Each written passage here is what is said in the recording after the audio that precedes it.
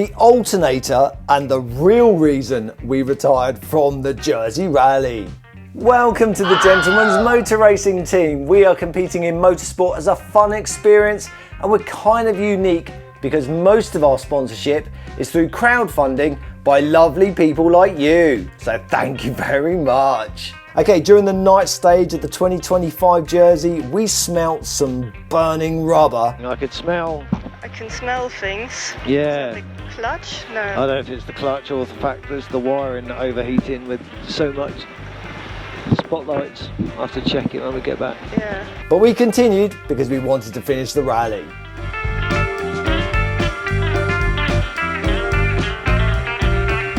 Once we got back to service, the obvious issue was that the fan belt had snapped, and when we went to fit to replacement, I discovered the alternator adjusting bracket had also snapped.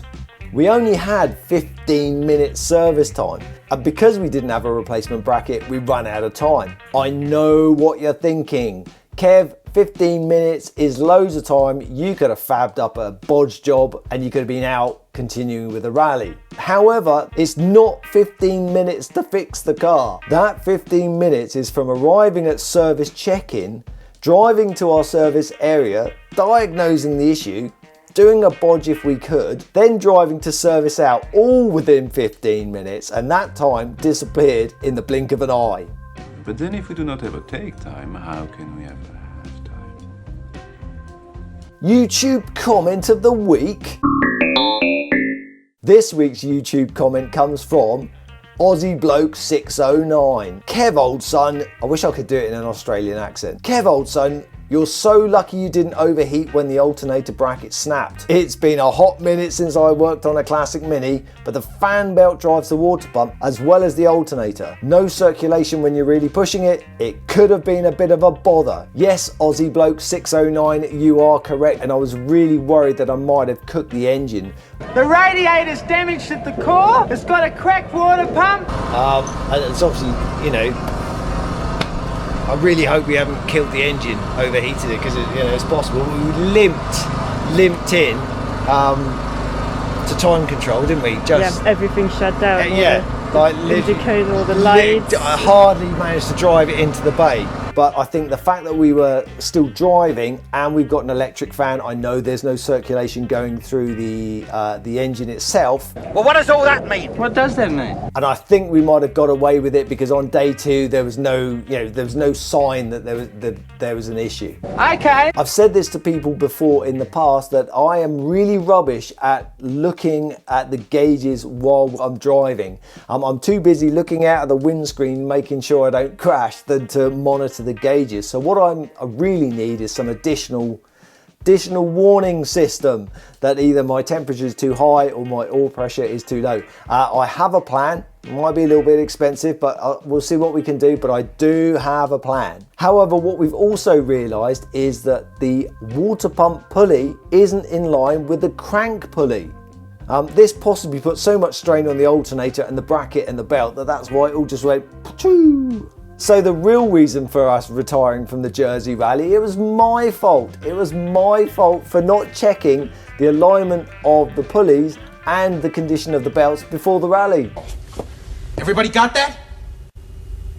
Good! Sorry everyone. So let's sort this out so it doesn't happen again. First job, let's get the basics right. The only pulley that cannot be adjusted is the crank pulley, so that's our chart datum. You can check the alignment with a straight edge, and I found it much more convenient to use a laser level. Straight away I realised that the water pump pulley needs to be moved out a little bit. I removed the radiator and the fan. I've got a selection of fan spacers, so by putting some between the water pump and the water pump pulley, and some between the water pump pulley and the fan, I could get the water pump pulley in line with the crank pulley, and the fan remains exactly the same distance from the radiator than it originally was. So let's refit the alternator, but first there's always an excuse for an upgrade. My philosophy, if it's happened before, it will happen again. So come on, let's over-engineer it so it never happens again. Let's ditch the standard block alternator bracket and fit this lovely MED item. Okay, adjusting the alternator. Using washers, I managed to shim the alternator so the alternator pulley is perfectly aligned with both the crank and the water pump pulley. Now it's time to fit the fan belt and the infamous alternator bracket. We could fit a standard alternator adjusting bracket, however, what's my philosophy? If it's happened before, it will happen again.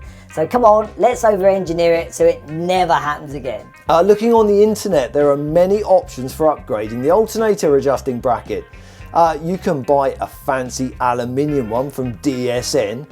Kevin Shales sent me this link to a rather nice titanium one on eBay, and I've even seen a gentleman who fitted 2 standard brackets to his Mini on YouTube. But I thought, why don't I make a heavy duty one myself? A standard bracket is 3mm thick.